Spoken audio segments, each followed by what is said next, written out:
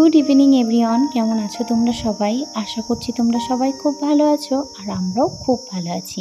আমি জ্যোতি, আমার চ্যানেল ইন্দ্রজ্যোতি ব্লগের আরও একটি নতুন ভিডিওতে তোমাদের সবাইকে জানাই ওয়েলকাম।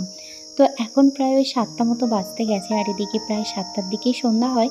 তো এখন বিছানাটা একটু গুছিয়ে নিচ্ছি, যেহেতু দুপুরবেলা ঘুমিয়েছিলাম তাই এখন বিছানাটা গুছিয়ে নিচ্ছি। এরপর যাব ফ্রেশ হয়ে চেঞ্জ করে সন্ধ্যা দিতে।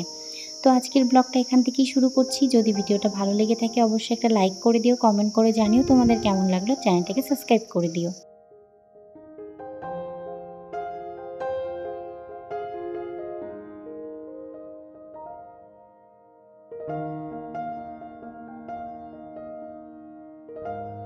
ফ্রেশ হয়ে চেঞ্জ করে সন্ধ্যাটা দিয়ে চলে এসেছি রান্নার দিকে। তো এখন এক কাপ চা বসিয়ে দিচ্ছি আমার জন্য। প্রত্যেক দিন ওই বিকালের দিকেও বেরোনোর আগে চাটা বানাই, তো দুজনে মিলে একসাথে চাটা খেয়ে নিই। বাট আজকে আর সেটা করা হয়নি, কারণ এত পরিমাণে গরম পড়েছে যে আর ইচ্ছা করলো না গরমের মধ্যে চা খেতে। তাই আর তখন চাটা খাওয়া হয়নি। তাই এখন আমার জন্য এক কাপ চা বসিয়ে দিয়েছি। তো চাটা হয়ে গেছে, এরপর ভাতটা বসিয়ে দেবো। তো চাটা খেতে খেতে আর ভাতটা হতে হতে আমি রান্নার জন্য সমস্ত কিছু জোগাড় করে নেব। তো ভাতটা বসিয়ে দিয়েছি আর এই যে আমার চা। তো এখন চলো চাটা খেয়ে নিই, তারপর সমস্ত কিছু রেডি করে আবার দেখা হচ্ছে। চাটা খেয়ে কিন্তু আমি মশলাটাও করে নিয়েছি। আর আজকে এনেছিল কাতলা মাছ, তো সেটা আমি আগেই ধুয়ে রেখেছিলাম। এখন একটু নুন হলুদ মাখিয়ে নিচ্ছি। আর ওদিকে কিন্তু ভাতটাও হয়ে গেছে, আমি ফ্যানটাও ঝরিয়ে নিয়েছি। এখন কয়েক পিস মাছই ভাজবো, যে কটা আর কি রান্না করব এখন। আর বাদবাকি মাছগুলো পরে ভেজে নেব। নাহলে এখন সব মাছ ভাজতে গেলে অনেকটা সময় লেগে যাবে আর রান্না করতে করতে অনেকটা দেরি হয়ে যাবে। তাই যে ক পিস এখন রান্না করব সেটা আগে ভেজে নিয়ে মাছটা রান্না করে নিয়ে তারপর বাদবাকি মাছগুলো ভেজে নেব। তো চলো মাছগুলো ভাজতে ভাজতে আগের ভিডিওতে তোমরা কে কী কমেন্ট করেছো সেগুলো একটু পড়া যাক। তো শিল্পী দাস দিদিভাই লিখেছে, ভিডিওটি খুব ভালো লাগলো দিদিভাই, ভালো থেকো। থ্যাংক ইউ সো মাচ, তুমিও খুব ভালো থেকো।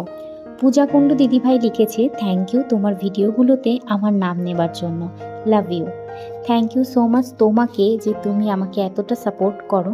তোমাদের এই সাপোর্ট আর ভালোবাসাটাই কিন্তু চাই। আর ইয়োর লিজা লিখেছে, ভিডিওটা খুব সুন্দর হয়েছে, থ্যাংক ইউ সো মাচ। তো তোমাদের সবাইকে অনেক ভালোবাসা, অনেক ধন্যবাদ। তোমরা এইভাবে আমার পাশে থেকো আর আমার লক্ষ্যে পৌঁছে যেতে আমাকে সাহায্য করো। মাছগুলো ভেজে আমি ওই তেলের মধ্যে ফোড়নটা দিয়ে দিয়েছি আর মশলাটাও দিয়ে দিয়েছি। এখন মশলাটা খুব ভালো করে কষিয়ে নেব। আমাদের বাড়িতে কাতলা মাছ আসবে আর দই কাতলা হবে না, এটা কিন্তু হতেই পারে না। কারণ আমাদের দুজনেরই দই কাতলা ভীষণ ফেভারিট, আমরা ভীষণ ভালোবাসি দই কাতলা খেতে। তো যখনই কাতলা মাছ আনা হয় তখনই কিন্তু দই কাতলাটা বানানো হয়। কাতলা মাছের অন্যান্য রেসিপিও হয়, সাথে কিন্তু দই কাতলাটাও হয়। আমার অনেক ভিডিওতেই তোমরা দেখে থাকবে যে আমি দই কাতলা বানিয়েছি। এটা এতটাই ভালো লাগে খেতে। তো তোমরা যদি এর ডিটেলস রেসিপিটা জানতে চাও, আমি আই বাটনে লিঙ্ক দিয়ে দেবো। আমি কিন্তু অলরেডি একটা ভিডিও আপলোড করেছিলাম, তো তোমরা চাইলে সেটা দেখে নিতে পারো। তো এখন ওই টক দইটা দিয়ে দিয়েছিলাম, কষিয়ে নিয়ে তারপর আবার কাজু বাদাম আর পোস্ত বাটাটা দিয়ে ভালো করে কষিয়ে যখনই তেল ছাড়তে শুরু করেছে তখনই আমি মাছগুলো দিয়ে দিলাম। এবার ভালো করে আর একটু ফুটিয়ে ওপরে ধনেপাতা ছড়িয়ে নামিয়ে নেব। তো মাছটা আমার রান্না করা হয়ে গেছে, এবার নামিয়ে নেব। আর এখানে আমি রাতের জন্য আর সকালের জন্য দুবারের জন্যই রান্না করেছি। তো সকালে আর কিছু রান্না করব না, এটা দিয়েই হয়ে যাবে।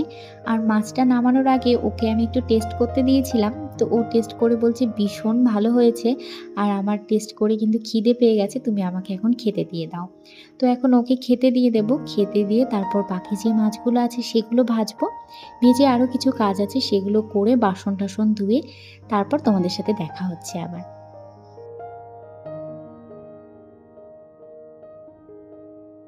তো ওকে খেতে দিয়ে আমার কিছু কাজ ছিল, তো সেগুলোই আমি করছিলাম। তো ও বারবারই বলছিল যে খেয়ে নেওয়ার জন্য ওর সাথে, কারণ আমরা দুজনে যেহেতু একসাথে প্রত্যেকদিন খেতে বসি, তো তার জন্য ও বারবারই আমাকে বলছিল যে আসো খাবারটা খেয়ে নাও আর পরে কাজগুলো করো। তো আমি বললাম যে না, আমার কাজগুলো শেষ করে আমি খাবো। তো আমার কিছু কাজ করতে করতে ওর খাওয়া হয়ে গেছিলো। তো ও খেয়ে উঠে বললো, তাও বাদবাকি মাছগুলো আমি ভেজে দিচ্ছি, তুমি ততক্ষণে ডিনারটা করে নাও। তো বাদবাকি মাছগুলো ভাজলো আর আমিও ডিনারটা করে নিলাম। তো ডিনার করে বাসনগুলো ধুয়ে ওখানে জল ঝরতে দিয়ে দিয়েছি। আর এখন চলে এসেছি কালকে দুপুরের জন্য সবজিগুলো কেটে রাখবো। তো এখানে পালং শাক আর ধনেপাতা এনেছিল, তো সেগুলোকে বেছে খুব ভালো করে ধুয়ে নিয়েছি। আর এখন পালং শাকটাকে কেটে রাখবো, নাহলে না পালং শাকটা নষ্ট হয়ে যায়। আর এদিকে ধনেপাতাটাকে একটা পলি ব্যাগের মধ্যে করে রেখে দিচ্ছি, নাহলে না একদম শুকিয়ে কাঠ হয়ে যায়। তো এভাবে রেখে দিলে অন্তত 2 দিন খাওয়া যায়। তো এটাকে রেখে দিলাম আর ওদিকে সবজিটাও কেটে রেখেছি। তো এখন চলো রান্নার জায়গাটাকে পরিষ্কার করে নিই। যেহেতু আজকে মাছ ভেজেছি তো অনেক জায়গায় তেল ছিটেছে, তো খুব ভালো করে এখন পরিষ্কার করে নেব সবটা। প্রত্যেক দিনই রান্না শেষে পরিষ্কার করা হয়, কিন্তু আজকে যেহেতু আরও মাছ ভেজেছি অনেক জায়গায় তেল ছিটে গেছে, তো ঘরটাও খুব ভালো করে মুছে নিতে হবে। যেহেতু আমার একটা ঘরের মধ্যেই সব কিছু, মানে একটা ঘরের মধ্যেই রান্না, থাকা, খাওয়া, পুজো সবটাই। তো মাছ টাছ হলে আমি চেষ্টা করি ঘরটা ভালো করে মুছে ফেলতে। তো এখন রান্নার জায়গাটাকে খুব ভালো করে মুছে নিয়ে তারপরে মেঝেটাও খুব ভালো করে মুছে নেব। তারপর আবার তোমাদের সাথে ফ্রেশ হয়ে দেখা হচ্ছে।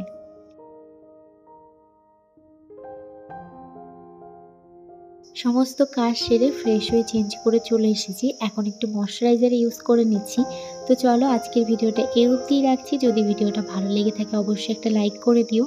কমেন্ট করে জানিও তোমাদের কেমন লাগলো, আর অবশ্যই চ্যানেলটাকে সাবস্ক্রাইব করে দিও। সবাইকে গুড নাইট। সবাই ভালো থেকো, সুস্থ থেকো।